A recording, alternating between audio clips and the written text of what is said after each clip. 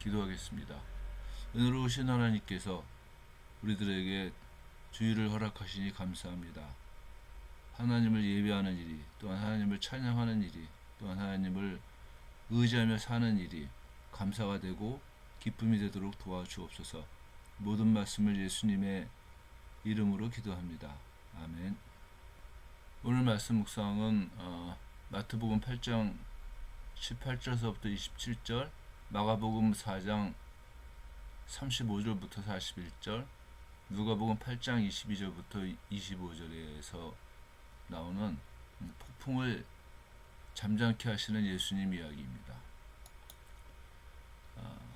마가복음과 누가복음에서 이 폭풍을 잠잠케 하시는 일은 비유에 대한 가르치심을 마치신 후에 일어난 사건으로 이해가 되고, 마태복음에서는 마태복음 5장부터 7장 사이에서 예수님께서 산상수훈을 말씀하시고 난 이후에 일어난 기적들 가운데 하나로 이야기를 하고 있습니다. 중요한 것은 뭐냐면은 예수님께서 이 기적을 일으키시는데 그 배경이 가르치신 이후라고 하는 사실입니다. 그러니까 예수님께서는 말씀을 가르치시고 말씀을 통해서 하나님 나라를 이야기하신 이후에 그 백성들에게 또 제자들에게 기적을 통해서 하나님 나라의 실체를 보여주시는 겁니다. 이게 복음서를 이렇게 쭉 읽어보면은 마치 하나의 패턴처럼 말씀과 기적, 기적과 말씀, 이것들이 이렇게 물 흐르듯이 이렇게 쭉 흘러나가는 것을 우리가 알 수 있을 겁니다. 갈릴리 호수는 그 지중해에서 불어오는 그 바람이 지나가는 그 길목 위에 있습니다. 그리고 갈릴리 호수의 그 주변, 특별히 그 남쪽에 산들이 많은데 바람과 산이 만남으로 말미암아서 갈릴리 호수 안에서는 급작스러운 그런 그 바람의 방향이 바뀌고 속도가 높아지는 폭풍이 일어날 때가 많다고 얘기를 합니다. 예수님께서 타신 배도 역시 큰 놀이 일어나 배가 물결에 덮이게 될 정도로 갑작스러운 그 폭풍을 만난 걸로 생각을 합니다. 그리고 제자들은 주무시는 예수님을 향해서 주여 주여 우리가 죽겠나이다 라고 하면서 구원을 요청을 하고 있습니다. 예수님의 제자들이 예수님을 깨우면서 죽을 것 같으니까 좀 도와달라고 얘기를 했을 때 이 태도를 시편에서는 이렇게 얘기를 합니다. 시편 107편에서 그들의 고통에서 그들을 인도하여 내시고 광풍을 고요하게 하사 물결도 잔잔하게 하시는도다.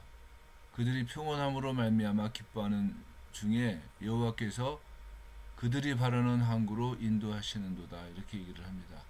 그러니까 구약 시대에서는 바다에서 폭풍을 만났을 때 하나님께 기도하고 또 하나님께서는 그 기도에 응답하심으로 말미암아서 그 배를 평온한 가운데에서 그들이 바라는 항구로 인도하신다고 하는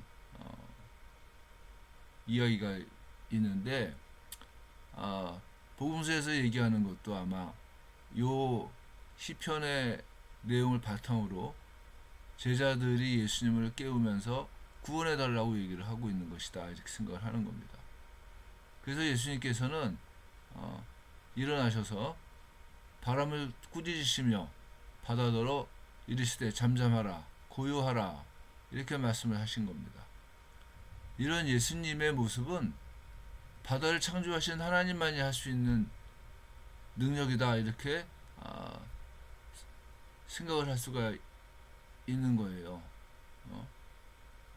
그렇기 때문에 제자들을 향해서 예수님께서는 너희 믿음이 어디 있느냐 이렇게 책망하시는 겁니다. 그리고 예수님께서 폭풍을 멈추고 바다를 잔잔케 하니까 제자들은 서로가 그가 누구이기에 바람과 물을 명하여 순종하는가라고 하면서 수군댔다고 얘기를 하는 겁니다. 바꿔 말하면 예수님의 제자들은 예수님의 말씀을 듣고 하나님 나라를 배웠고 또한 하나님 나라의 모습들을 하나씩 하나씩 확인해 나가면서도 이 폭풍우를 멈추게 하시고 바다를 명하시는 예수님이 곧 하나님이시다라고 하는 이 믿음이 많지 않았다고 하는 것을 알 수가 있다는 거죠. 복음서의 제일 커다란 핵심적인 질문은 예수님은 누구신가 여기에 있다고 했습니다. 그러면서 하나님 나라의 비밀을 설명하신 예수님께서 폭풍우를 잠재우심으로 말미암아서 이 이야기를 통해서 마태, 마가, 누가가 동시에 지금 하고 싶은 얘기는 뭐냐? 예수님은 하나님이시다라고 하는 답을 던지고 있는 거예요. 특별히 폭풍우 앞에서 예수님께 도움을 청하는 제자들의 모습을 통해서 시편의 기도를 연상하게 만드는 거예요. 우리가 아까 봤던 것 같이 이 시편에 있는 말씀, 그들의 고통에서 그들을 인도하여 내시고 광풍을 고요하게 하사 물결도 잔잔하게 하시는도다. 그들이 평온함으로 말미암아 기뻐하는 중에 여호와께서 그들이 바라는 항구로 인도하시는도다. 이 찬양을 통해서 예수님은 곧 하나님이시다라고 하는 답을 더욱더 분명하게 만들 수 있다고 하는 거예요. 그리고 또 예수님의 말씀, 예수님께서 제자들을 향해서 하신 말씀, 너희 믿음이 어디 있느냐라고 하는 말씀을 통해서 우리는 예수님이 곧 하나님이신 것을 알기 위해서는 믿음이 필요하다 하는 것을 알 수가 있는 겁니다. 그리고 예수님께서는 제자들에게 계속해서 말씀을 통해서 믿음을 이야기하신 겁니다.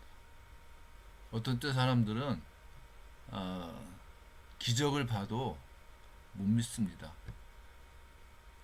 불가능한 일이었는데 그 일이 나한테 지금 이루어졌다는 사실 앞에서도 하나님이 예수님이고 예수님이 하나님이시라고 하는 사실을 못 믿습니다. 바울이 추천서를 말을 하는 고린도 교회를 향하여서 너희가 내 추천서다라고 얘기하는 이유가 그겁니다. 이방 가운데에서 우상을 섬기는 그 고린도 사람들이 바울의 복음을 듣고서 그리스도인이 되었단 말입니다. 근데 나중에 바울에게는 뭐 추천서가 없지 않느냐? 예루살렘 교회 지도자들한테 무슨 추천서를 받아갖고 왔느냐? 이럴 때 바울이 한 얘기가 뭐였습니까? 너희가 내 추천서 아니냐? 너희가 이방 가운데 있던 너희들이 내 말을 듣고 예수 그리스도를 믿음으로 말미암아 구원받았다고 하는 사실 자체가 추천서다. 이렇게 얘기를 하고 있는 거예요. 바꿔 말하면 우리가 곧 하나님의 기적이고 우리가 하나님의 백성이 되었다는 얘기는 무슨 얘기냐? 예수님께서는 곧 하나님이시다라고 하는 것을 입증하는 추천서예요. 저희들 자체가 그렇다는 겁니다. 증거예요, 증거. 어떻게 내가 예수를 믿고 어떻게 내가 예수님 안에서 구원을 받을 수가 있었겠습니까? 이건 여러분들 불가능한 일이에요. 어느 대학 교수가 그런 말을 합니다. 이스라엘의 신을 왜 우리가 믿어야 되냐? 뭐 이런 얘기를 하는 거예요. 그 사람은 성경을 모르는 사람이기 때문에 그렇게 말할 수가 있어요. 그러나 중요한 건 뭐냐면은 이스라엘의 신이라고 생각을 했던 그 하나님께서 나를 대신해서 십자가에서 예수님을 죽게 만드셨고 부활시킴으로 말미암아 생명을 주신 겁니다. 그거를 알게 하시는 이가 우리 안에 내주하시는 성령님이시고, 그 성령님을 통해서 우리는 하나님이 누구신가, 예수님이 누구신가를 알 수 있다고 하는 겁니다. 믿음을 자꾸만 멀리서 찾으려고 하니까, 또 하나님의 역사하심을 자꾸만 먼 곳에서 찾으려고 하니까 하나님께서 일하시고 있는 걸 잘 못 볼 때가 많이 있습니다. 나를 돌이켜 보면은 하나님께서 일하시고 있음을 알 수가 있다는 겁니다. 기도하겠습니다. 우리를 통해서 일하시는 하나님을 우리들이 보기를 원합니다. 성령 하나님께서 충만하게 역사하심을 우리들이 볼 수 있기를 원합니다. 우리들이 예배를 올리면서 하나님의 역사하심을 볼 수 있도록 도와주시고, 우리들이 예배를 올리면서 오직 하나님께만 영광이 되는 놀라운 역사가 일어나도록 도와주시기를 간절히 원합니다. 모든 말씀 예수님의 이름으로 기도했습니다. 아멘.